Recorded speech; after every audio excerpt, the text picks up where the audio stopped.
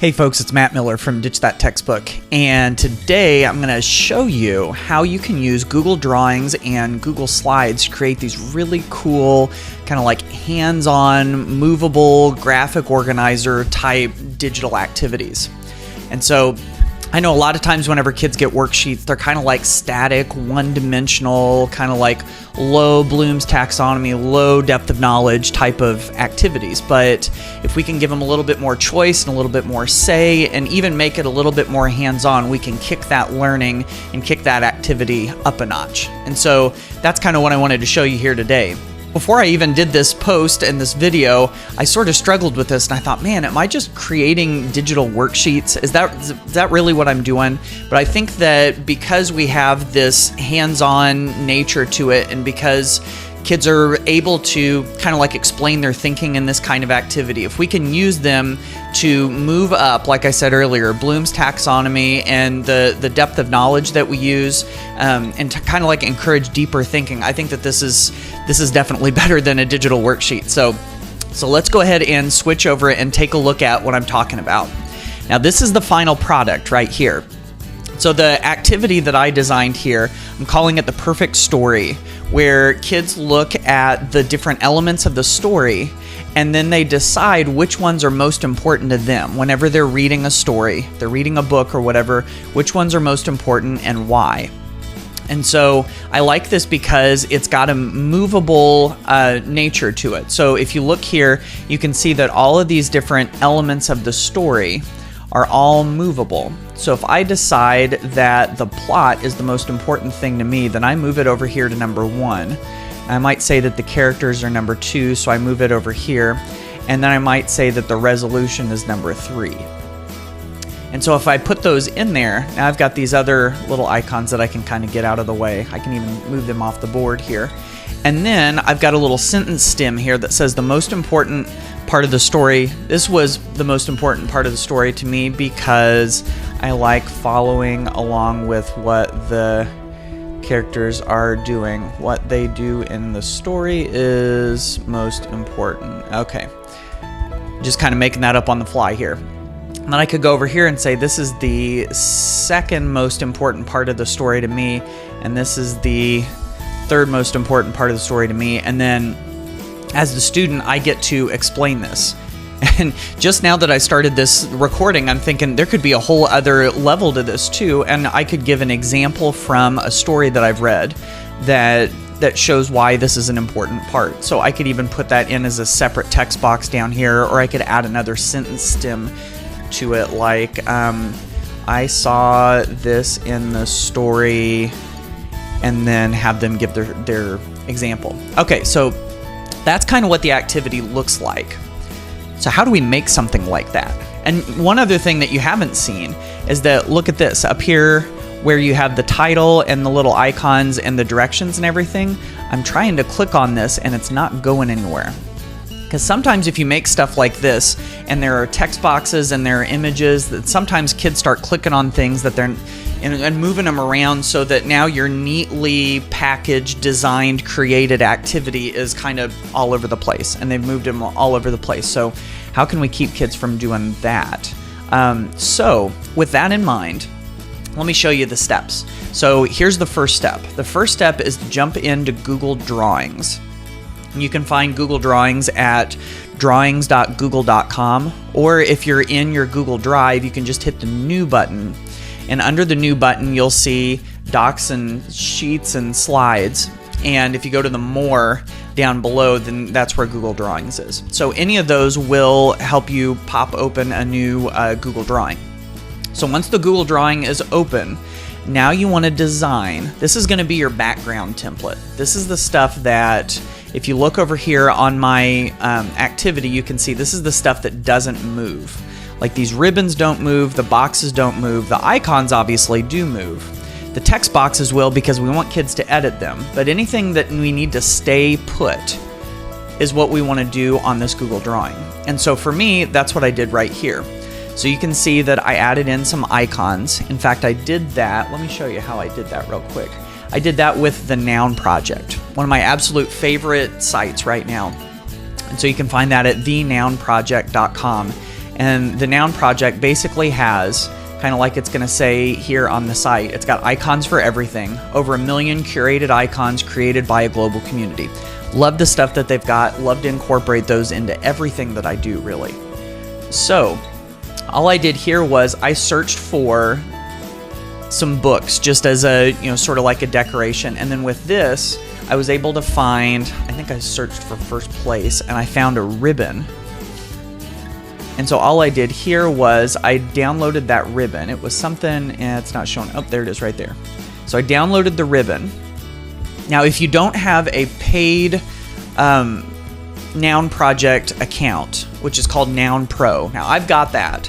But if you don't have one, then you've got to put attribution in with your icons. So if you want to use these icons, they say you can download them under a Creative Commons license, and you just need to put a little attribution line. So if I was going to do that, I just put a little text box down here at the bottom, and I would say icons via name of artist, comma, name of artist, and that's where you get the name of the artist off of the Noun Project.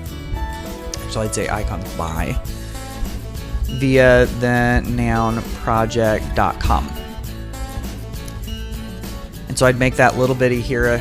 So it'd make that look kind of small at the bottom there. And so now all of the icons that I've used, if you want to use the Noun Project, that's one easy way to attribute.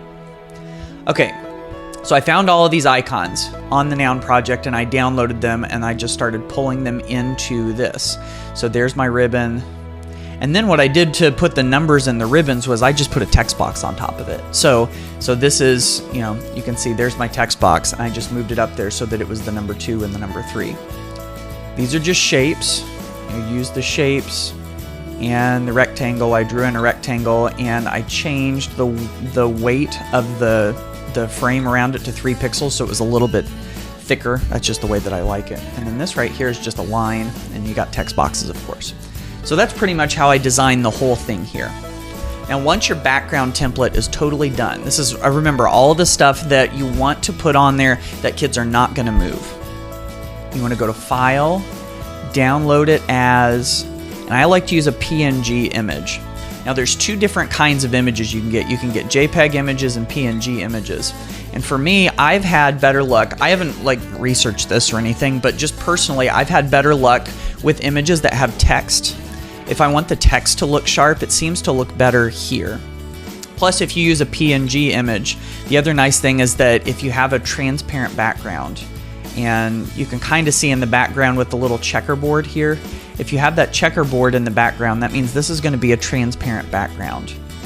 I could change it to a white background if I wanted to, but right now it's transparent. If I want that transparency to go, then I have to download it with a PNG. So I hit this, and I download it as there it is, saved as an image file. Okay, so now my background template is totally done. So now that that's done, what I can do is I can come over here, and I can create a new, this is the new Google Slides presentation. And this is the finished product. But if I wanted to do a new slides presentation, and then from there, what I want to do is I want to use that image that I created, that background, and I want to change it into, I want to take that image and I want to use that image as my background.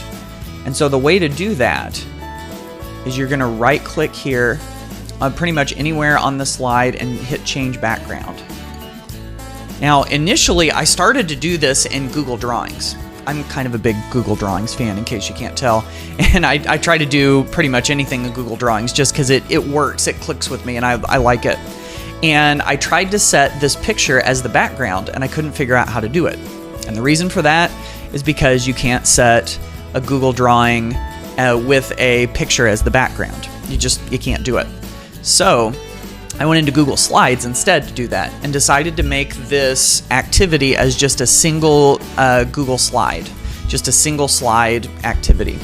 So I go over here to where it says background and hit choose for the image, and I drag my picture in, or I can just upload it, and then look. Once I'm done, boom, there's the perfect story.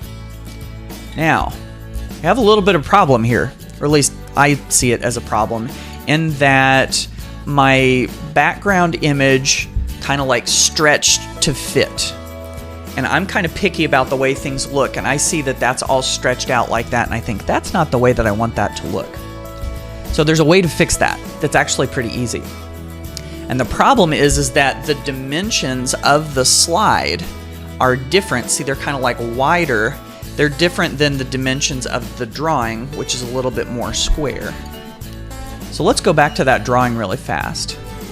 We can go to File, Page Setup. And if you look in Page Setup under Custom, you can see the dimensions of your drawing, and you can see that it's 10 inches by 7.5 inches. Okay, so if I switch back over here to my slide with the stretched image on it, I can go over here to Page Setup and go to Custom, just like I did before, and now let's change it to the exact same dimensions that the drawing was, and look. Now everything's the way that it should be, and it doesn't look all stretched anymore. So that is one nice thing about slides and drawings, is that you can go into the page setup and you can see what the dimensions of the file are, so that you can make sure that they're even all the way across the board. Okay, so now we have our background. And if you notice in my finished version, I have these cool little icons that you can drag around. And of course the icons came from, surprise, surprise, the Noun Project, the same place that I was telling you about a second ago. But notice that these have a little line of text under them. You can see plot and characters and resolution and conflict and setting. So how do you make those icons?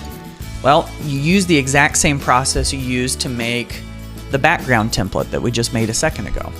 So I made my icons in Google Drawings. Surprise! Again, that's one of my favorites. And so what I did here, if you're looking at this and you're thinking, wait a second, that doesn't look like the same size as the original Google drawing, that I like changed the size of it. Really all I did here was, once I made my icons, I just grabbed this little corner here, and that's what you can use to resize your your drawing. So it looked more like this originally. So let's go ahead and fit it. And that's probably more like what you'd expect a Google drawing to look like. So we'll just kind of start from there. So all I did here was, to create these little icons, I just downloaded them from the Noun Project. And again, if you're using these icons and you need to show attribution, again, if you have a free the Noun Project account, then you want to make that little line down at the bottom that says who made the icon and where you got it from, which we did right down here at the bottom of our template. Yeah, so anyway, we got the icons here. So I downloaded all these icons and kind of made them the same size, and then I just made these little text tags to put on each one. And then you don't have to do this, but I thought, man, if I've got all of this extra space down here, I might as well just resize it. So now that's the size of the image that I have with all the icons. And what I did was, I went to File, download it as a PNG file, and I saved it as just one big file with all 5 of those icons. So you click on Save it as a PNG file, and then there it is right there. And so if I open this up here and I bring my file over, there are all of my icons. And so here's how I did this. Is I used the crop tool, and I would resize my icon so that it was just the right size in there. Now I've cropped everything else out. So now I have one icon. In fact, I might even want to make this just a little bit smaller. You want to make it, at least I made it so that it would fit in the box. Okay, so now it fits in the box.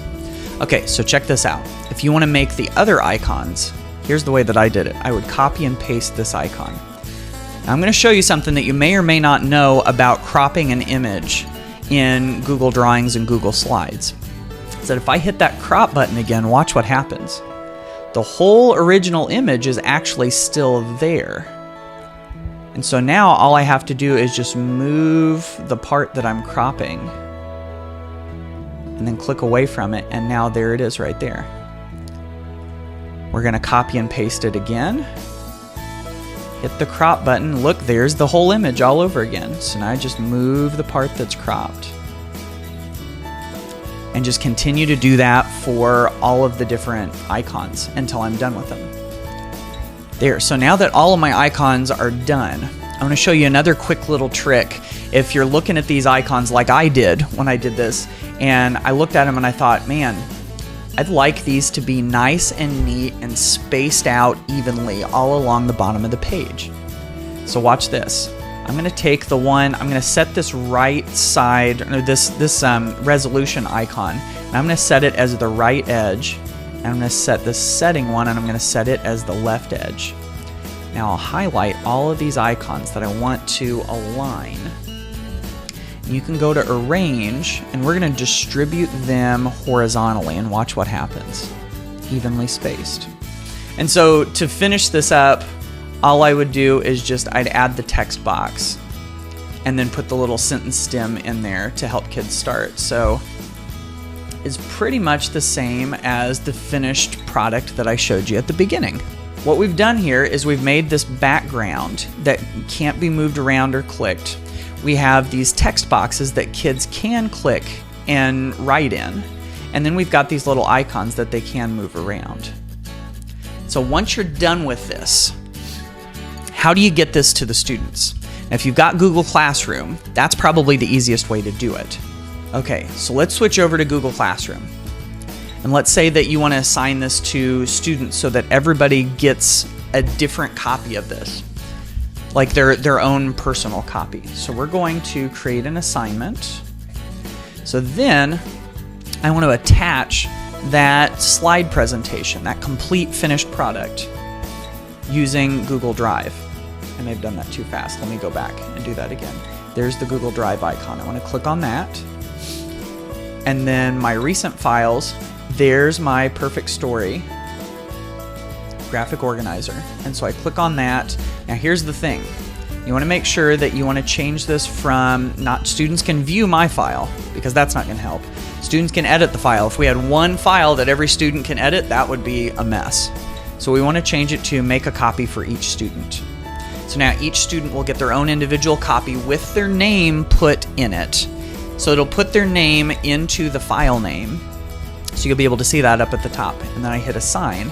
And now each student gets their own copy of the graphic organizer with their name and the file name. So that's the easiest way. Now, what if you don't have access to Google Classroom? Here's the way that I would do it. I would come up here to the blue share button, and I would change it to get a shareable link so that anyone with the link can view. You can of course change this to anyone in your district, anyone in your organization can view, that's fine, but you want to make sure that it's view.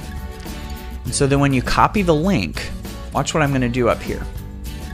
I'm going to change this up at the top, and I'm going to delete out everything after the slash, including the word edit in this URL. I'm going to change it to copy. And so if I do that, now I'm going to highlight that entire link and copy it. That's the link. If I didn't have access to Google Classroom, that's the link that I would want to give kids. And the reason is that whenever you do that, it forces them to make a copy of your graphic organizer or of your, the perfect story activity that I just did. So once they make that copy, now it's their own copy that they can edit. They're not editing your own. So anyway, if you're interested in doing this kind of thing, those are the main steps. You create your background in Google Drawings of all the things that you don't want to move around. Then if you wanted to do icons, kind of like I did those in a separate Google Drawing. You pull those into a slide presentation, and you set the background as the background by right-clicking and changing the background image. And then you start putting all of the movable elements onto the page. And then when you're done, you give students a copy of it, either through Google Classroom or through the copy link that I showed you. So, hoping that that's useful to you, that that's interesting and something that you can use in your classroom. And I hope you enjoy it, and I will see you on the next video.